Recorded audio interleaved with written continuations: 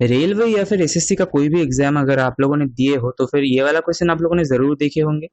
नमस्कार दोस्तों, welcome you all to unofficial aspirants. आज हम सीखने जाएंगे कि किस तरह से इन क्वेश्चंस को आप लोग पेन ना यूज करके भी हल कर पाओगे। यूजुअली स्टूडेंट्स इन क्वेश्चंस को पूरे फॉर्मेट में करने जाते हैं और एग्जाम में दूसरे क्वेश्चंस के लिए वो वक्त नहीं बचा पाते, इन क्वेश्चंस में अटक कर रह जाते हैं। लेकिन आज दोस्तों हम कुछ ऐसे ट्रिक्स सीखने जाएंगे, दो ट्रिक्स है मेरे पास। उन दोनों ट्रिक्स को सीखने के बाद अगर आपका मल्टीप्लिकेशन लेवल अच्छा हो, अगर आप अच्छे से मल्टीप्लाई कर पाओ तो फिर आपको पेन की जरूरत नहीं पड़ेगी, ये गारंटी है मेरा। तो चलो वीडियो में आगे बढ़ते हैं, ट्रिक्स को सीखते हैं।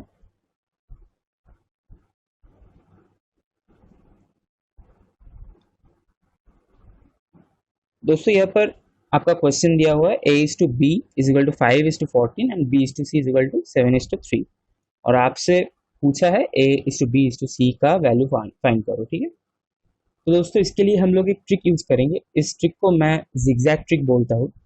पता नहीं आप लोग इस ट्रिक को जानते भी होंगे या फिर नहीं। मैं इस ट्रिक को मेरे एक टीचर से सीखा था, वही आपके साथ मैं आज शेयर करने जा रहा हूँ। ये है दोस्तों वो ट्रिक। आपको कुछ नहीं करना, आपको बस ये वाला पैटर्न याद रखना है। ठीक है, ये जो पैटर्न यहाँ पर हुआ है, इस पैटर्न को दोस्तों आपको याद रखना है, बस इतना सा काम आपको करना है। तो क्या होगा इस पैटर्न से, कैसे हम इस पैटर्न को याद रख के ये वाला क्वेश्चन सॉल्व कर पाएंगे, चलिए वो देख लेते हैं। तो मैं इन वैल्यूज को जरा नीचे लिख लेता हूँ। तो वैल्यूज दिए हुए हैं 5:14 और 7:3। ठीक है, ये दिया हुआ है a:b और ये दिया हुआ है b:c। तो दोस्तों हमारा जो पैटर्न था इस तरह से, इस पैटर्न के अनुसार हमें इन नंबर्स को मल्टीप्लाई करना पड़ेगा। बस इतना सा काम है आप लोगों का। इस पैटर्न के अनुसार मल्टीप्लाई मतलब क्या, आपको पहले इस लीनियरली इसको मल्टीप्लाई कर लेना पड़ेगा। वो आ जाएगा a का वैल्यू, हम यहाँ पर लिख लेते हैं जो हमसे पूछा गया है a:b:c इज इक्वल टू। तो अगर ऐसे हम इसको मल्टीप्लाई कर लेते हैं तो फिर हमें मिल जाएगा a का वैल्यू यानी कि 5 × 7 35।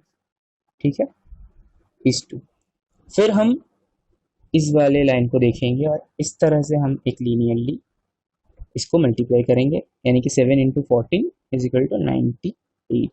ठीक है, फिर इस लाइन के अकॉर्डिंग हम इसको मल्टीप्लाई कर लेंगे, यानी 14 × 3 वो होता है 42। ठीक है, तो और फिर आपको बस सोचना पड़ेगा कि ये मल्टीप्लिकेशन कितने हो जाएंगे, इस तरीके से। ठीक है, ये उल्टा एन जैसा दिखता है, इसको आप याद रखोगे।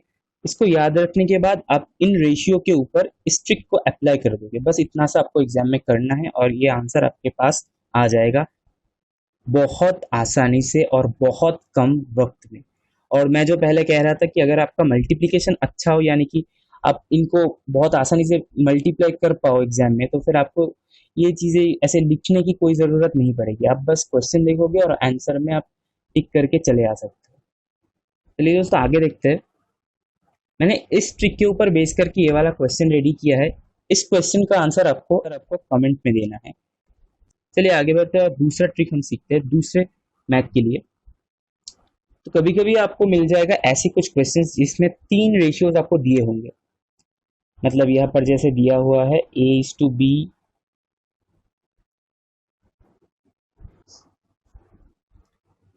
Is equal to 1:3, b:c is equal to 2:5 और c:d इज इक्वल टू 2:3। ऐसे करके अगर आपको दिया हो और आपसे पूछा जाए a:d का वैल्यू बताओ, या फिर आपसे ये भी पूछ सकते हैं कि a:b:c:d का वैल्यू बताओ, इन दोनों केस में ही आप लोग इस ट्रिक का अप्लाई कर पाओगे। तो चलिए वो ट्रिक देख लेते हैं पहले, फिर मैं आपको मैथ समझाता हूँ। ये है इसका ट्रिक। दोस्तों ये भी वही एक डायग्राम है, मैंने इसको यहाँ पर ड्रॉ किया है। आपको ये वाला डायग्राम भी याद रखना पड़ेगा। ये डायग्राम आप स्टेप वाइज याद रखोगे कि ये वाला है हमारा पहला स्टेप, ये पहला स्टेप है। ये वाला है हमारा दूसरा स्टेप, ये दूसरा स्टेप। ये वाला तीसरा स्टेप है और ये वाला है हमारा चौथा स्टेप। तो आप लोग एग्जाम में क्या करोगे, इन रेशियोज को मैं इसको क्लियर कर लेता हूँ। इन रेशियोज को आप लाइन बाय लाइन पहले तो लिखोगे।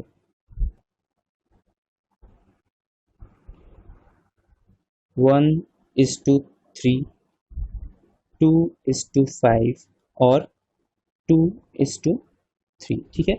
अब हम उस ट्रिक को इस्तेमाल करेंगे, यानी कि उस डायग्राम को इस्तेमाल करेंगे। तो पहला वाला डायग्राम था ऐसे, तो इस लाइन वाइज हमें मल्टीप्लाई करना पड़ेगा, ठीक है। 1 × 2 = 2 तो हमारा यहाँ पर हम लिख लेते हैं A:B:C:D की वैल्यू हम यहाँ पर करेंगे। तो ए का वैल्यू यहाँ पर आ रहा है 4, ठीक है। उसके बाद हमारा जो सेकंड वाला लाइन था, यानी कि ये वाला लाइन, इसको हम अप्लाई करेंगे। तो इसको अप्लाई करने के लिए हमें ऐसे करके मल्टीप्लाई करना पड़ेगा। 3 × 2 × 2 यानी कि 12। फिर हमें इस तरह से मल्टीप्लाई करना पड़ेगा। 3 × 5 × 2 यानी कि 30। और फिर हमें इस लाइन पर मल्टीप्लाई करना पड़ेगा, यानी कि 3 × 5 × 3 यानी कि ये हो जाएगा 45। तो यही आपका रेशियो है, यही आपका आंसर है। तो दोस्तों इन चीज़ों में आपको अब घबराना नहीं है। और यहाँ पर पूछा था A:D की वैल्यू बताओ, तो ये तो बहुत ही ज़्यादा आसान है। आप इनमें से A:D की वैल्यू लिख दोगे, यानी कि ये दोनों वैल्यू है। A:D की वैल्यू यहाँ पर हो जाएगी, A:D की वैल्यू यहाँ पर हो जाएगा 4:45। समझ में आया दोस्तों? बहुत ज़्यादा आसान सा ये ट्रिक था। ये ट्रिक आप अप्लाई करके बहुत जल्दी से अपना आंसर निकाल पाओगे एग्जाम हॉल में। तो दोस्तों वीडियो यही तक था। अगर आप लोगों को ये ट्रिक हेल्पफुल लगा, इस ट्रिक से आपको अगर मदद मिली, तो फिर आप इस वीडियो को लाइक कर देना। आंसर मैंने जो क्वेश्चन आपसे पूछा था, उस क्वेश्चन को आप कमेंट में ज़रूर आंसर करना। और ऐसे मैथ ट्रिक्स और सीखने के लिए आप हमसे जुड़े रह सकते हो। हम करंट अफेयर्स, जीके और जीएस के ऊपर भी वीडियोस बनाते हैं। हमारे चैनल को आप सब्सक्राइब कर सकते हो, अनऑफिशियल एस्पिरेंट्स। ठीक है दोस्तों, मिलते हैं आपसे अगली वीडियो में। तब तक के लिए गुड बाय, टेक केयर।